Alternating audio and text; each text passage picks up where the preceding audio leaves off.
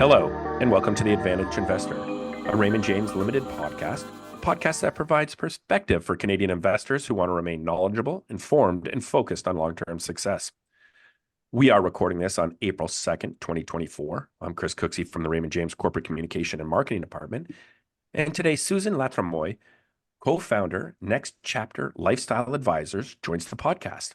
Today, Susan and I will be discussing the non-financial aspect of retirement, which is often overlooked by pending retirees. Welcome to the Advantage Investor, Susan. Thank you for taking the time today to join the podcast. I hope you're doing great. Thanks, Chris. It's a pleasure to be here with you. Very good to hear that. I'm glad you are in such a good mood. It's a very important topic, very interesting topic, I would say. And while I have a few more years to go, retirement planning is definitely becoming more and more interesting to me as I careen towards that age. So Susan, a lot to get to. So if you're ready, can we jump in? Yes, sure. I'm ready, Chris. Awesome. Now, Susan, let's just start off with something easy. Let's just learn a little bit more about you and how you got to this point. Sure. I'd be happy to share that with you.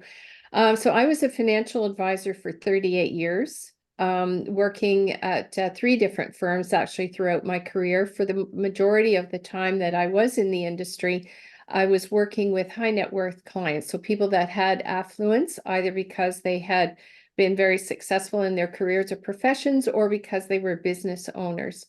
And I really enjoyed being a financial advisor and helping people plan their financial future and manage their wealth. So it was both in a planning capacity as well as money management. What I started to observe, though, Chris, was that as people started to transition into retirement, many of them were not as happy as they thought they would be. They were looking to retirement as this ideal time of life where they were free and they got to do exactly what they wanted. But in reality, a lot of them were struggling. And I felt that financial advisors in the industry, the financial services industry, really has a role to play in helping people integrate both the non-financial side of their retirement life along with the money side. So that's what really drove me after I sold my practice at the end of 2019. It really drove me to tackle this issue and to work with advisors and the public and clients alike to work with helping them really transition successfully. Excellent. Now that transitioned nicely. Maybe we can just learn a little more about Next Chapter Lifestyle Advisors.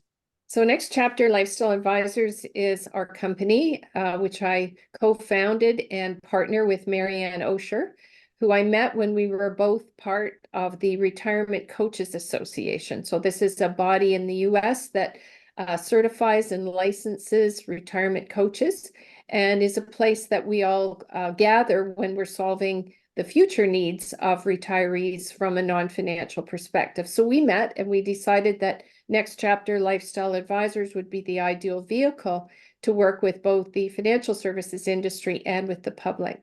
So we really we have two sort of branches of what we do. One is working with financial advisors, and the other is working with individuals and couples. And so for financial advisors, we want to arm them with the resources and the tools to work successfully with their retirement age clients.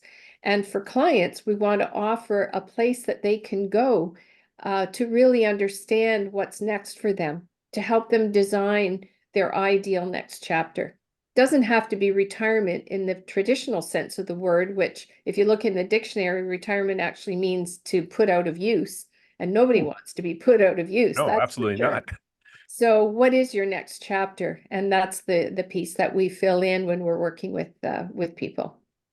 As you mentioned off the top there, obviously some people, they're very successful in life. They've got enough money to do what they want to do, but they get to that point and maybe defining who they become becomes the issue. So maybe just let's discuss the importance of sort of planning your retirement lifestyle and having those meaningful non-financial conversations when it comes to retirement.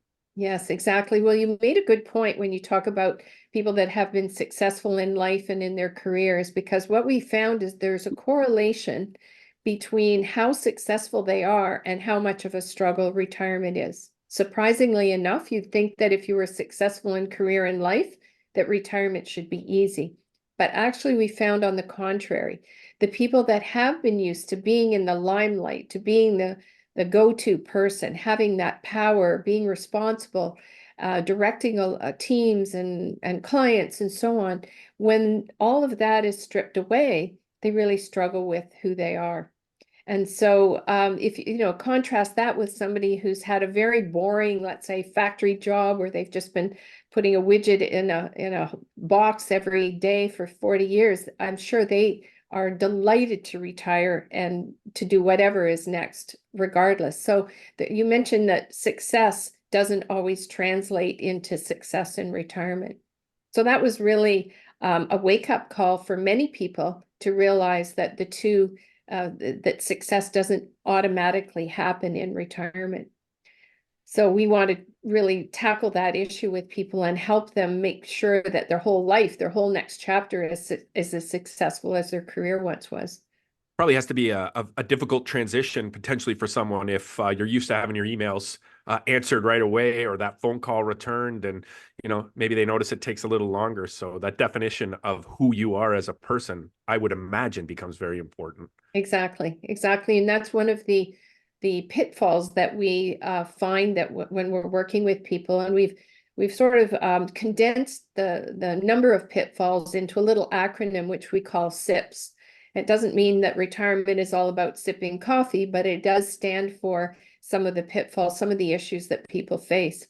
Okay. The S of SIP stands for social connection. Okay. And that's really one of the issues that people face when they retire, is that they lose their network that was connected to their work or to their business.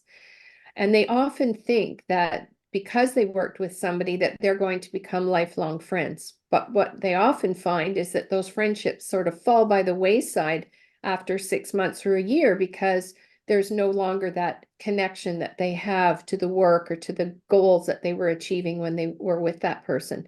So social connection is one of the issues. And we know that loneliness in society is rampant, and it's particularly rampant in this retirement phase of life because of this loss of social connection. That makes sense. Yeah. And then moving on, you touched on this a couple of minutes ago when we talk about identity. Your business card, when you're working, opens doors. It's people often think that they are that CEO, that general manager, that executive, whatever. And when that business card is useless, in fact, you might as well rip it up after you've retired because it doesn't open those doors anymore, then people suffer from that loss of identity. Who am I now that I'm no longer who I was when I had my career? And then we move on to the P in SIPs, which is purpose. When we're working, our purpose is pretty well defined. We have financial goals to meet, perhaps if we're involved in a company. We have clients to serve or customers that we have to attend to. So every day we get up, we know what has to be done that day. When you're retired, it's often difficult for people to find purpose in the day-to-day. And that loss of purpose adds to kind of an aimlessness, and it can also lead to kind of being depressed, lonely, and worse. So purpose is critically important to maintain a healthy life in this phase of life. And then the final S stands for structure. Again, when we're working, our days are punctuated by 9 to 5, let's say, and weekends are off. But the loss of structure, while it's very appealing initially in retirement, it becomes quite a problem when people start sleeping in, turning on the TV, watching too much news, maybe having a cocktail at noon, another one at 4 o'clock, and we can anticipate what happens from there. Slippery slope. The slippery slope, exactly. So those are some of the issues that we try and deal with when we're working with clients at this stage of life. Yeah, that makes sense. Now, in terms of being ready to retire, as we said, what is the main difference between financially being ready to retire and, say, emotionally ready to retire? What do people go through in your experience? Well, let's just tackle the financial side first, because that's really the focus for most financial advisors and that's what I used to think when I was a financial advisor as well, is my job is to get my clients ready financially for retirement. And that involved coming up with savings and investing plans and doing financial projections and RIF calculations and so on. And that is critically important. In fact, in the book that I published last fall called 9 Steps to a Rich Life Retirement. Step number 1 is ensure you have adequate financial resources. Don't even contemplate retirement unless you know that you can afford it. So I'm not diminishing the importance of financial planning, and that's where good financial advisors and wealth professionals focus their attention. But this side of the non-financial side, being emotionally and mentally ready for retirement, is a whole different ball of wax. And people don't tend to think through this very carefully before they enter retirement. So why it's important is that to combat some of the pitfalls that I've alluded to and talked about, the SIPS problems, but it's also important from a financial perspective. Because if the financial advisor doesn't know what your lifestyle plans are going to be, the fact that you want to buy an RV and travel across Canada, or that you want to buy a vacation home, or that you want to take up car racing and you're going to be spending a lot of money on cars, these are all really important for the financial advisor to build into the financial plan. So in an ideal world, people have their retirement lifestyle plan and their retirement financial plan, and they integrate the two. And that to me is the ideal, and it's the way that I think the future will unfold for baby boomers, for people that are retiring into their next chapter. Now, in terms, we went over the pitfalls, SIPs, of course.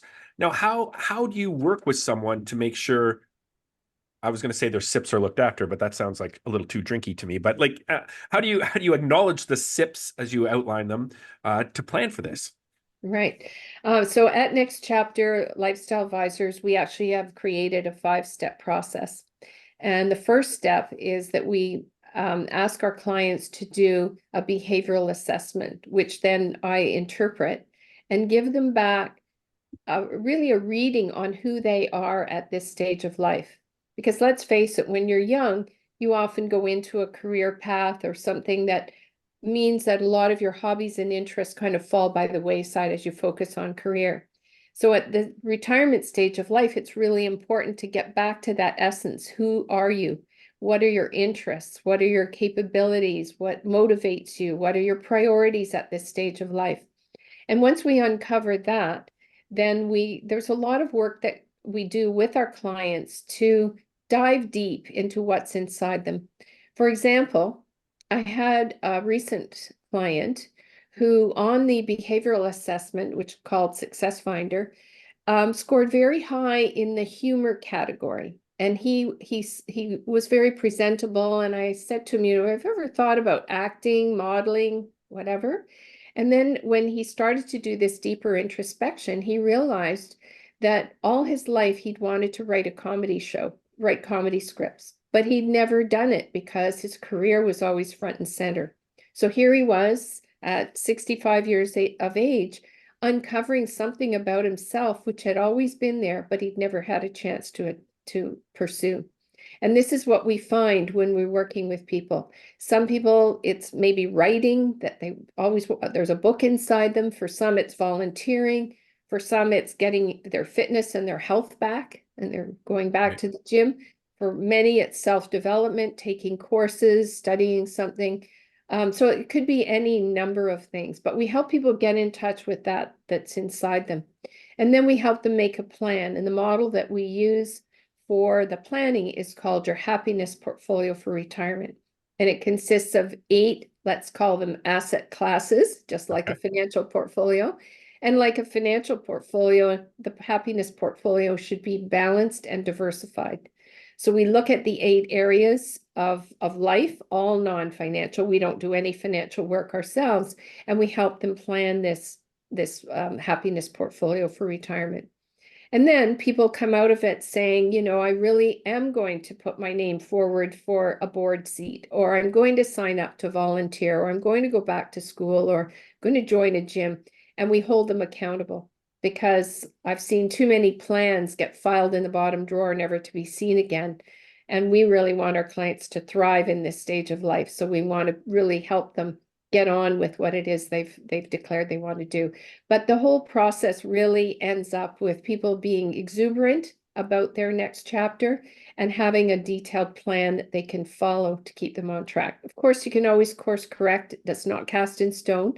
You can do any number of makeovers, do-overs that you want, unlike financially. But it does get people really excited and clear about what they want in their next chapter. And that to me is the real value of it. I love the accountability part. I've been recently having conversations with one of my kids, and they have made a declaration. I'm like, well, that's the easy part. Like saying you're going to do something or wanting to do something. That's the easy part. What are you going to actually do now that the work starts? That's So right. the accountability is huge, obviously. I agree, totally. Now, just for the last question here, do you have any final words? If someone's coming close to retirement, like what's your number one piece of advice or any final words you would share with the audience here? So I would say number one is to, as I mentioned before, ensure you have adequate financial resources. And that requires you to work closely with your financial professional to have run the projections, to know where your income's coming from in retirement. There's no avoiding that, because if you're going to enjoy retirement and travel or do the things you've always wanted to do, money's involved. So number one, have a good financial foundation under you. But then don't leave the planning until it's too late. In other words, ideally, you would start with your lifestyle planning 3 to 5 years ahead of when you're actually going to retire. Formulate some of those ideas, those dreams, and those goals. And that's not always possible. So many people wait until they know what their end date is, their retirement date, and then they start to plan. And that's fine too, but just as long as you have a financial plan.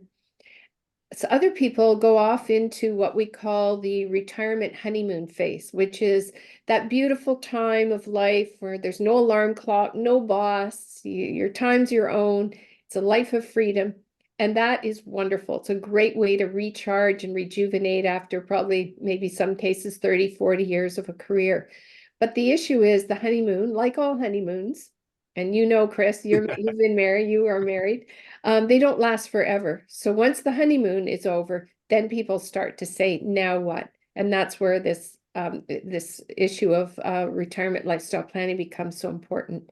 So there's really no perfect time. I think it's different for different people, but I think it's critically important. The other final aspect would be that I would share your plan with your financial advisor, because they need to know whether you're going to need additional income from your portfolio, whether you've got additional money to put in. They need to know really where you stand in terms of your lifestyle so they can integrate that into the financial plan and projections as well. Oh, that's amazing, Susan. I found this really interesting. Maybe just if you want, let people know where they can go, should they want more information Sure. with you. Yeah, be happy to. So I'm on LinkedIn, of course, Susan Latremoy, but our website for Next Chapter Lifestyle Advisors is just that, www.nextchapterlifestyleadvisors.com. If you're interested in my book, it's on Amazon in hardcover, audio, and ebook. 9 Steps to a Rich Life Retirement. Live well, give back, leave a legacy.